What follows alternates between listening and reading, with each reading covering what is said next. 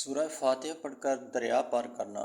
حضرت خواجہ معین الدین چشتی رحمۃ اللہ علیہ فرماتے ہیں، میں مرشد پاک حضرت خواجہ عثمان ہرونی کے ہمراہ دوران سفر دریائے دجلہ پر پہنچا اور دریا میں طغیانی تھی۔